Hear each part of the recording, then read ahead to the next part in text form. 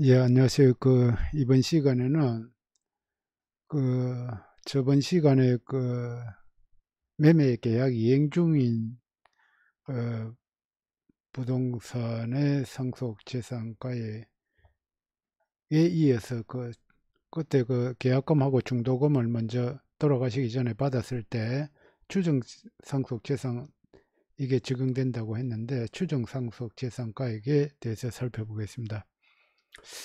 이게 추정 상속 재산가액이라는 뭐냐 하면은, 기본적으로 상속세는 돌아가신 날 현재, 그러니까 상속 개시 시점에 비상속인 돌아가신 분의 모든 재산에 대해서 상속세를 계산하게 돼 있는데, 근데 돌아가신 날 현재 그 통장이나 부동산은 없어요. 없는데 돌아가시기 전에 그 재산을 다 없애버렸다는 거죠. 그 없앤 자산이라도 이제 일정한 경우에는 상속 재산으로 추정해. 그러니까 일단은 그 상속 재산으로 보는 거에 그게 추정 상속 재산입니다. 그런 규정이 있습니다. 상속세법에. 그러니까 말 그대로 원래 상속 재산은 상속 개시 시점, 좀 돌아가신 날 현재 남은 재산에 대해서 세금을 계산하게 되는데 그 전에 이제 재산을 처분해 버린다든지 또는 그 재산은 그대로 있는데 빚을 뭐 잔뜩 짓다든지 이 채무는 또 이제 상속 재산에서 빠지잖아요. 그러니까 빚을 이런 경우가 있을 때는 그 추정 상속 재산이라고 해가지고 그 일정한 경우에 다 상속 재산에 다시 합산을 시켜버려요. 그러면 그는 어떤 케이스가 그렇게 되느냐 한번 보시면은 가령 이 항목별로 뭐 이런 그 현금, 예금, 유가증권 항목하고 뭐 부동산, 기타 재산 또는 채무를 부담했을 때 이걸 처분했을 때 또는 채무를 부담했을 때 1년 안에 2억 원 이상이다 또는 2년 내에 5억 원 이상일 때는 이게 적용이 됩니다. 가령 그 부동산을 가령 뭐 돌아가시기 2년 전에 뭐 가령 10억에 처분했다. 그럼 일단은 이걸 소명을 해야 됩니다. 가령 10억에 처분을 했으면은 10억을 어디에 썼다 소명을 해야 됩니다. 100% 소명이 되면 뭐 문제가 없고요. 그런데 그걸 소명하지 못했으면 이제 이런 절차를 거쳐 가지고 상속 재산에 포함시켜야 됩니다. 추정 상속 재산 가액이라고 해가지고 뭐 어떻게 하느냐 보니까 어, 요 예제하고 같이 보시면은 가령 부동산을 30억에 처분을 했어요. 요 예제를 보면서 설명하는 게 낫겠네요. 2년 내에 그 부동산을 30억에 처분을 하고 양도세 5억, 중개수수료 5천을 지불을 했어요. 그리고 통장에 15억을 입금했다. 그런데 통장에서 다시 8억을 인출하고 8억 인출한 금액 중에서 2억 원은 채무 상환으로 이렇게 돼 있다. 그럼 요 일단 부동산을 먼저 보시면은 그러니까 거의 2년 내에 30억 처분했으니까 2년 이내에 5억 이상이라는 규정이 걸리잖아요. 그러면 그렇게 되면 일단 사용처를 소명을 해야 됩니다. 근데 요거 미만인 것 같으면 상관이 없고 굳이 소명을 안 해도 됩니다. 추정상속재산 규정이 안 걸려요. 그래서 30억에 처분했으니까 요 처분가액을 기준으로 어, 그래서 이제 소명 대상인데 근데 이제 이 소명을 하는데 이제 양도세 5억 낸 거하고 중개수수료 5천 낸 거하고 통장에 입금한 금액 이것도 소명된 걸로 봅니다. 그래서 요 이제 소명된 걸 보면은 양도세 중개수수료 그리고 통장 입금 금액 요거 하니까 9억 5천이 소명이 안 돼요. 그러니까 미소명 금액이 요 금액 이하일 때는 또 빠져나갑니다. 그러니까 요 이제 처분 인출 금액의 20% 30억의 처분 금액이잖아요. 30억의 20%면 6억이잖아요. 그거하고 2억하고 적은 금액. 그러니까 2억 이하면은 요 케이스가 2억의 경우에는 넘어갑니다. 그러면은 이제 어, 그러니까 지금 케이스 같은 경우에는 미소명 금액이 요 2억보다 많잖아요. 그러니까 또다시 밑에 3번 단계로 내려와 가지고 그러니까 이제 추정 상속 재산가의 규정이 적용되는 거예요.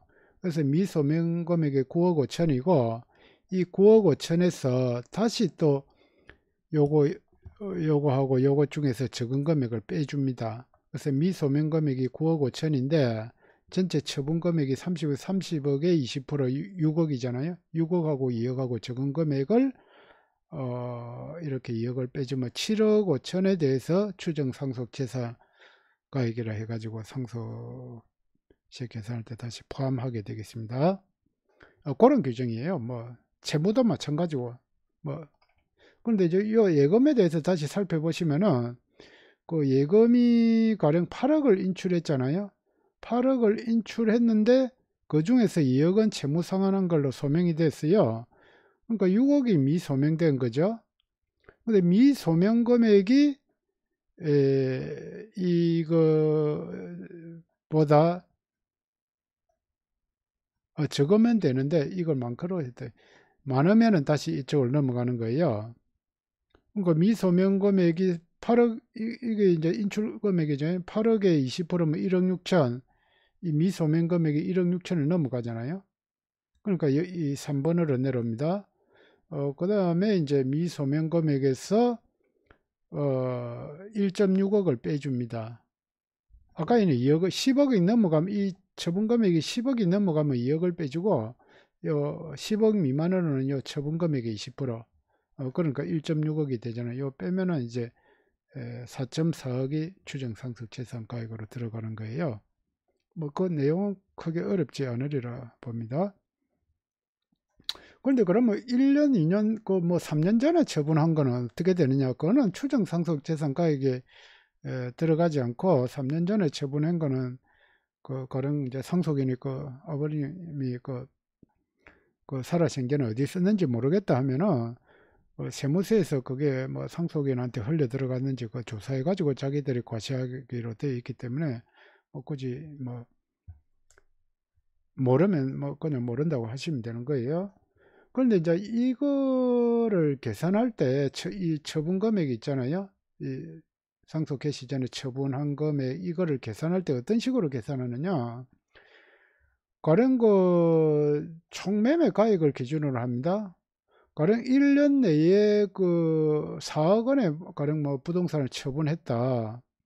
그리고 보증금이 그 건물에 3억이 있어가지고 실제 처분하고 내 손에 쥐은 거는 1억밖에 안 돼요. 그랬을 때도 이 1억을 기준으로 하는 게 아니고 이 처분 금액 4억을 기준으로 하게 되어 있습니다. 그러니까 4억이 1년 내에 2억을 초과했으니까 일단 소명 대상입니다. 그리고 이제 근데 요 총매매 금액을 기준으로 하는데 또 어쩐 때는 이 실제 영수한 금액을 기준으로 하는 게 있어요.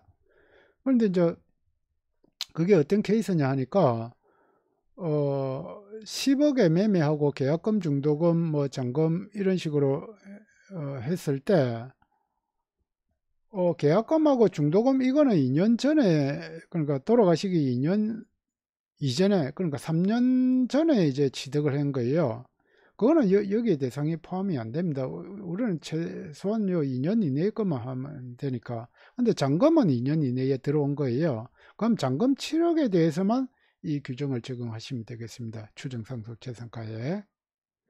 그리고 또 반대로 어저께 설명드린 매매계약 이행 중인 부동산 있잖아요. 그랬을 때는 이제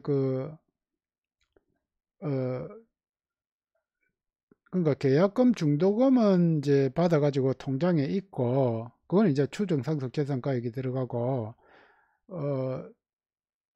그러니까 이때는 이제 잔금은 이제 부동산으로 해가지고 어제 말씀드린 것처럼 부동산으로 평가해가지고 상속재산을 신고하고 요 이제 잔금 전 매매계약 이행 중인 상속재산 있잖아요. 그러니까 계약금, 중도금 이게 이제 2년 내에 들어오는 거예요. 잔금은 이제 돌아가시고 난 이후로 들어오니까 부동산을 하고 계약금 중도금 받은 게 이게 이제 2년 내에 들어오는 거예요. 그렇게 됐을 때는 꼭 계약금하고 중도금은 요 추정상속재산 규정을 적용해가지고 이렇게 계산을 해야 됩니다.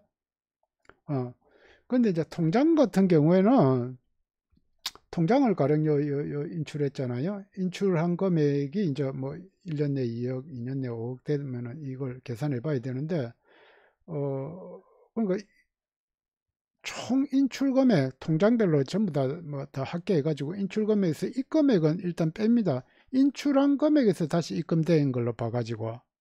그런데 이게 별도로 조성된 금액이 입금됐을 때는 이 입금액에서 빼도록 되어 있습니다.